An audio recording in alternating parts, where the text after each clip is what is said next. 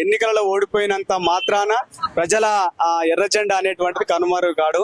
ఎర్ర జెండా ఒరిగిందని వెర్రి కూత కూస్తాడొకడు, కమ్యూనిజం ముగిసిందని ఎకశక్యం చేస్తాడొకడు.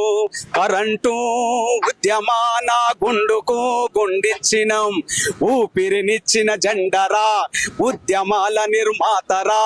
సముద్రాల కెరటాలకెప్పుడో సమాత్మమే ఉండదురా, తూర్పు ఉన్నంత వరకు ఎర్ర జెండ ఉంటుందిరా. పేదలదే ఎర్ర జెండరా సిపిఐ ప్రజలకుండరా, పేదలదే ఎర్ర జెండరా సిపిఐ ప్రజలకుండరా. అరే మండే గుండెల గొంతుకరా ఎర్ర జెండ ఎర్ర జెండ ఎర్ర జెండా, మండే గుండెల గొంతుకరా ఎర్ర జెండ ఎర్ర జెండ ఎర్ర జెండా. అరే అవునన్నా కాదన్నా ఎవ్వడు ఏమంటున్నా, అవునన్నా కాదన్నా ఎవ్వడు ఏమంటున్నా.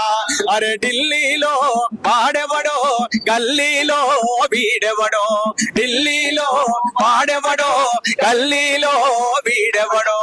అధికారం నెత్తికెక్కి అహంకారులేమంటున్నా, అధికారం నెత్తికెక్కి అహంకారులేమంటున్నా. చల్ పేదలదే ఎర్ర జెండరా సిపిఐ ప్రజలకుండరా, పేదలదే ఎర్ర జెండరా సిపిఐ ప్రజలకుండరా. అరే మండే గుండెల గొంతుకరా ఎర్ర జెండ ఎర్ర జెండ ఎర్ర జెండా, మండే గుండెల గొంతుకరా ఎర్ర జెండ ఎర్ర జెండ ఎర్ర జెండా.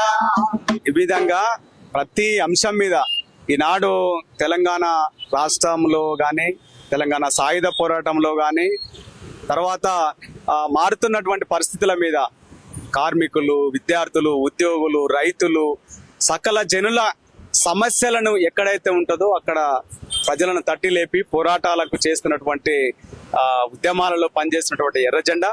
కాబట్టి ఎవరు అణచివేస్తేనో ఎవరు చేస్తేనో కాదు, జెండా రూపంలో కాకుండా కానీ మనిషి రూపంలో ప్రశ్నించేటువంటి రూపంలో వాళ్ళే కమ్యూనిస్టులుగా ఈనాడు దేశంలో ప్రశ్నించినారు. ఆంధ్ర వాళ్ళని తరిమి కొట్టడానికి జై తెలంగాణని ప్రశ్నించినారు. సాయుధ పోరాటంలో ఈ తెలంగాణలో ఉన్నటువంటి వాళ్ళందరూ కూడా 4500 మంది వీరులు మా ప్రత్యేక సాయుధ పోరాటంలో బ్రిటిష్ వాళ్ళకి దాని నైజాం సర్కార్ కూడా నీ గోరిగొడతాం అనేటువంటి పౌరుషాల గడ్డ ఉన్నటువంటి తెలంగాణలే కాదు, దేశవ్యాప్తంగా ప్రశ్నించే వాళ్ళు పుడుతున్నారు. అక్కడనే కమ్యూనిజం ఉంటుంది అనేటువంటిది ఆశతోటి మేము పనిచేస్తాం.